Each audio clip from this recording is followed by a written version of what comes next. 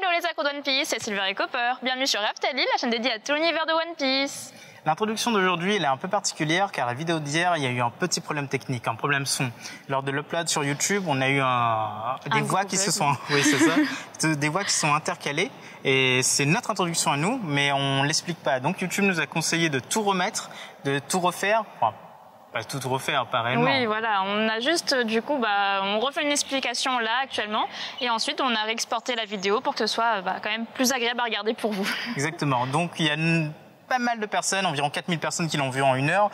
Désolé, mais vous pouvez lâcher le même like, hein. Ça nous fait super plaisir. C'est toujours mieux. C'est toujours mieux, donc voilà.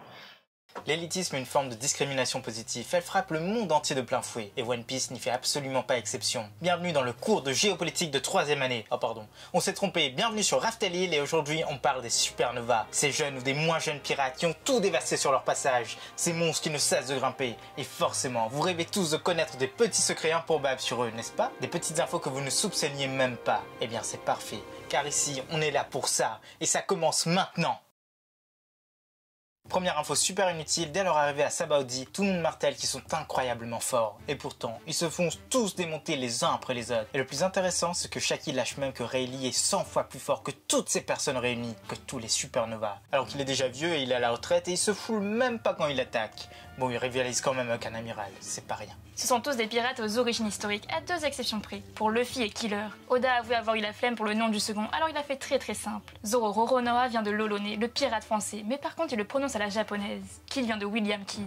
Pour Urouge, c'est sans doute de Orug Kreis, un pirate turc. Bonnet, Dan Bonnet. Law, Edouard Law. X-Drake et Hawkins ont une histoire commune. Ils sont inspirés de Francis Drake et de John Hawkins, 2 explorateurs pirates qui étaient cousins. Et enfin, Teach, vous le savez tous, c'est Barbe Noire. La prime la plus petite des supernovas à Sabaody est de 108 millions de berries, et elle appartenait à Urouge. Le plus étonnant, c'est que c'est toujours le cas, vu qu'il n'est pas vraiment réapparu après l'ellipse. En tout cas, il est réapparu furtivement. Mais on peut forcément dire qu'elle a augmenté et elle est sans doute très conséquente, car elle a réussi à battre un Sweet Commander avec une prime de 60 millions de berries sur sa tête. Ce qui est bien plus que toutes celles des supernovas actuellement, mis à part Luffy et Teach. C'est vraiment une bande de sous-estimés ceux-là.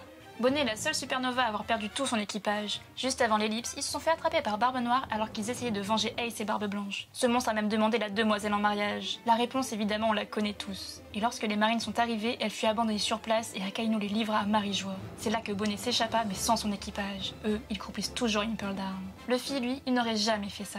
Il y a 3 utilisateurs du Haki des Rois confirmés dans ce groupe. C'est déjà pas mal, mais tous les autres maîtrisent le Haki de l'armement après l'ellipse. Ce qui en fait des personnes très fortes pour Paradise, mais pour le Nouveau Monde, c'est quand même moyen. Zoro est le plus badass d'entre tous. Voilà, ça c'est dit. Presque tous ont mangé un fruit du démon, sauf Zoro et Killer, mais pas tous les noms de ces fruits sont connus. Comme ceux de Bonnet et du Rouge qui sont toujours inconnus. On ne sait pas du tout si ce sont des paramécias, mais le premier permet de changer l'âge de tout être vivant qu'elle croise, y compris le sien. Et le second, il permet de faire décupler sa masse musculaire. On ne sait pas du tout ce qu'il va en faire, mais il semble terrifiant. Voici tous les drapeaux des supernovas, et franchement, ils sont tous ultra stylés. Oda aime bien donner des infos complémentaires sur ce personnage. Au Japon, tout a une signification, croyez-le. Tout peut être un clin d'œil et un parallèle. Et là, il associe une fleur à chaque supernova. Luffy, c'est le tournesol, la personnification du soleil. Zoro, c'est la glycine, vous savez, celle qui éloigne les démons. Ah mince, c'est pas Demon Slayer ici, non? Pardon, cette fleur peut vouloir dire tu me céderas de gré ou de force. Ça colle super bien au personnage. Capone, c'est la rose. C'est un vrai mafieux. Kid, c'est la tulipe. Tout dépend de la couleur, mais ça peut être l'amour sincère et sage. C'est un peu bizarre, mais on attend le développement de son histoire par Oda. Killer, c'est le personnage, celui qui survit à tout.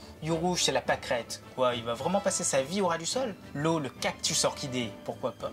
Hawkins, c'est le lys noir. Apo, le coquelicot. Barbe Noire, le licorice rouge. Et là, c'est très intéressant, car c'est la fleur de l'enfer. Selon les légendes, elle parsème le chemin qui mène vers le monde du dessous. Bonnet, c'est la fraisière, qui représente tout ce qui est enfantin, la vraie immaturité. Et Drake, c'est la gentiane. Avant l'ellipse, Kid avait la plus grande prime de tous les supernovas et c'est expliqué par le fait qu'il s'attaquait fréquemment aux civils. Après l'ellipse, sa prime n'a pas tant augmenté que ça, passant de 315 millions à 470 millions de berries. Ça peut s'expliquer aussi par une chose. Sur Paradise, il s'attaquait aux personnes qui raillaient le rire de Killer. Petit à petit, celui-ci s'est enfermé derrière son masque et il a arrêté de rire. Il n'a donc plus eu besoin de s'attaquer aux autres. Kid est originaire de South Blue, comme Killer et Bonnet, mais lui il a 23 ans. On dirait pas, mais ça peut avoir une importance capitale, car c'est à cette époque qu'Ace était censé naître dans cette région. Si on croise toutes les infos, il aurait peut-être pu souffrir de ça, ou du moins sa mère. Mais là, ce n'est pas une vidéo théorie. Il y a eu pas loin de 7 alliances de supernova à l'heure actuelle. Les 3 premières peu consenties ont lieu à Sabaody, Kid, Law et Luffy pour sortir de la salle aux enchères. Du rouge, Drake, Apo et Hawkins contre Kizaru, et Law et Kid contre un pacifista. Après l'ellipse, on a la fameuse alliance Law-Luffy qui dure encore aujourd'hui. Puis il y a eu la grande alliance Hawkins, Kid, Killer et Apo. Bon, tout ça même s'il y avait un infiltré dans le tas. À Whole Cake, Luffy et Capone se sont associés. Et sur Wano, la grande alliance pour faire tomber Onigashima a regroupé presque la totalité des supernovas sur place. Ce sont tous des monstres qui ne recherchent que la puissance, et nombre d'entre eux ont attaqué des Yonko ou ont essayé de le faire. Tout d'abord, on a Kid.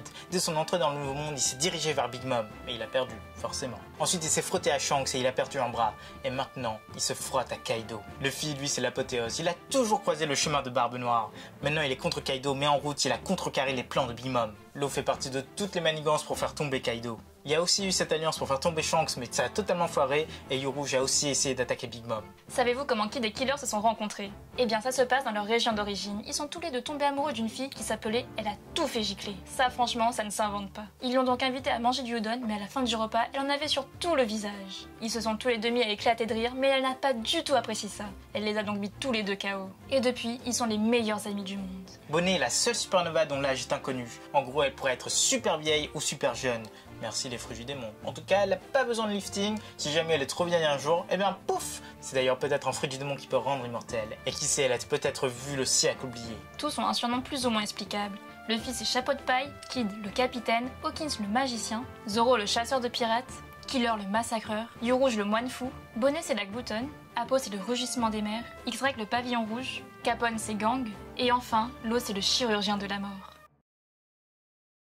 Et toi Nakama, on est à la moitié de cette vidéo. Oui, on est à la moitié, oui. À peu près. Alors profite encore du paysage, tu peux mettre pause, tu peux faire ce que tu veux, c'est déjà bien. Et tu peux mettre un petit like si tu as apprécié la vidéo jusqu'ici. Et abonne-toi. Oui, forcément. Non, le like aussi. Abonne-toi et like. Mais on attend. Hein. Dans le volume 64 de One Piece, Oda a dessiné l'ensemble de Supernova en tant qu'enfant. Y a-t-il des indices dans tout ça? Oui et non. Déjà, ça les représente pas mal, même s'ils sont très jeunes. Apo, il a son piano, Law en mini chirurgien est bien habillé. C'était avant son flashback, donc on n'avait pas encore d'informations sur son enfance. Capone, c'est un fou dangereux depuis son plus jeune âge. Pourquoi ses parents l'ont pas fait interner? Drake, c'était déjà un marine. N'oublie pas que son père en était un, mais qu'il a perdu son poste et ça n'a jamais rien changé à son rêve. Yorouge avait la coiffe spécifique de Skypiea. Lui, on va voir son flashback. Kid s'intéressait déjà aux robots pendant que Killer mangeait des udon. C'est une petite référence à leur histoire commune. Hawkins ressemble totalement à un psychopathe avec ses cartes. On voit bien dire à ses parents « Vous allez mourir de la main d'un pirate !» Moi et Bonnet, ben, elle fait que manger. Nombre d'entre eux ont un lien avec la marine. Luffy et son grand-père, Law et Corazon. Ils auraient pu rejoindre la marine après, d'ailleurs on aurait aimé voir ça. Zoro a également un petit lien avec Tashigi quand même. Et Drake, eh bien, c'est un marine. Et Bonnet, elle a l'air de connaître Akainu. Hawkins n'est pas obligé de suivre ses cartes, mais il le fait par conviction. Ses pouvoirs sont liés à la paille et peuvent agir indépendamment de ses cartes. Mais en termes de pouvoir, c'est comme si qu'il avait deux fruits du démon. Ok, c'est pas totalement fiable, mais ses cartes, ça permet de lire un minimum l'avenir. Killer mange sans lever son masque et il voit qu'avec une paille. Mais bon, c'est pareil pour tous les personnages avec un masque. Et d'ailleurs, dans le dernier SBS, Oda dit que King mange également comme ça. Après l'ellipse, il y a pas mal de représentations de Supernova sans Zoro. Ça a suscité pas mal de questions sur son titre de Supernova. Mais il était bien parmi eux, ça c'est certain. Il y a eu confirmation après. Et là, vous le savez tous, il est surpuissant, même pour un Supernova. À Wano, Kid et Killer ont subi le tsurushi ou pendaison inversée, une méthode japonaise de torture employée au XVIIe siècle afin de contraindre les chrétiens, les Kirishitans, à abjurer leur foi. La première invocation d'un membre de la pire génération après Luffy et Zoro bien sûr, a lieu sur l'île de Drum. C'est bien sûr Barbe Noire. Il a attaqué cette île sans vergogne. C'est aussi le premier à apparaître à Jaya. Mais dans l'ordre chronologique, certains d'entre eux ont commencé leur carrière bien avant. Lorsque Ace a débarqué dans le Nouveau Monde, il est dit que Kid commençait déjà à se faire connaître sur South Blue. Capone était déjà un grand mafieux. Et Law, lui, il commençait à faire des siennes sur North Blue. Les seuls qui ont attaqué les institutions du gouvernement sont les Mugiwara. Sans doute pas pour une question de courage, mais plus d'opportunité. Pourquoi le faire sans raison? Luffy et Zoro voulaient sauver Robin et Ace, mais un autre incident a eu lieu pendant l'ellipse, le drame de Rocky Port. On n'a pas encore eu d'infos sur les événements et pourtant ça a fait grand bruit. Law était impliqué jusqu'au cou, mais il a gardé son titre de Shishibukai. Et c'est là que Kobe a reçu son surnom de héros.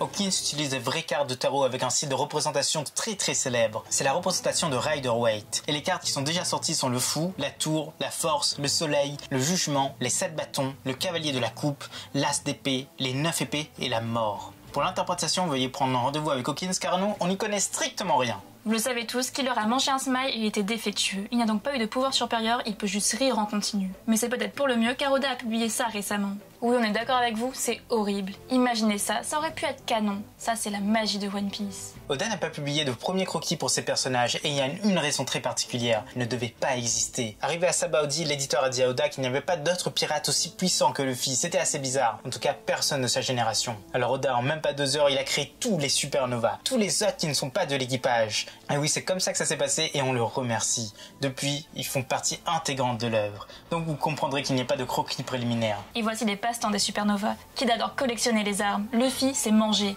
Zoro, la muscu et dormir. Hawkins, le design d'intérieur et prendre des bains. Pour Drake, c'est l'étude des reptiles et l'astrophysique. Lo, il aime errer comme ça, sans but, et collectionner des pièces commémoratives. Apo, il aime faire le DJ et surfer. Killer, jouer de la batterie et cuisiner. Bonnie, elle aime le Jenga et manger. Ça, on avait bien remarqué. Capone, il aime admirer des peintures et jouer à des jeux de plateau. Et pour Rouge, eh bien, il aime boire et faire des randonnées. Oda a aussi dessiné tous les supernovas dans le sexe opposé. Il y a des masterclass quand même. Nous, on adore le visage de Killer.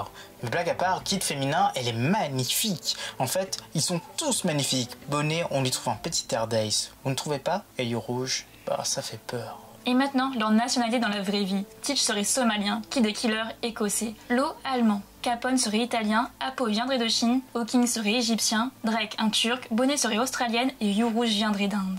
Bonnet partage pas mal de points communs avec Hancock et Big Mom. Ce sont les 3 seules filles de leur groupe, ils ont tous les 3 un fruit du démon. D'ailleurs, ces attributs sont parfaits pour une femme selon Oda. Le fruit de la jeunesse éternelle, c'est de la passion et celle qui donne la vie. Puis elles sont tous les 3 dans l'excès. Bonnet, elle mange beaucoup trop, Big Mom aussi. Et Hancock, elle aime beaucoup trop.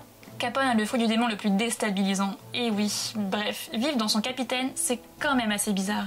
Et enfin, ce titre de supernova est hyper discriminant, car dans le Nouveau Monde, le rapport de force est entièrement déséquilibré entre eux et les membres de l'équipage et Yonko. Ils ont tous des primes beaucoup plus élevées. Sanji lui aussi a maintenant une prime plus élevée que certains d'entre eux, et pourtant la liste reste la même. À croire que le gouvernement il n'aime pas saouler. Mais il a rajouté Teach, donc ça peut se faire. Et selon Morgan, le prochain roi des pirates est forcément parmi eux, et les mieux partis sont forcément ces deux-là, les 2 nouveaux empereurs, Luffy et Teach, ceux qui devront se battre pour ce trône. Et voilà, c'est la fin de cette vidéo.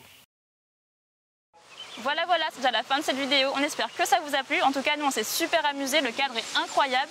Et on fera énormément d'autres vidéos. Donc, à très vite. Exactement. Et la lumière varie beaucoup aujourd'hui. C'est dommage. Hier, il y avait un énorme soleil.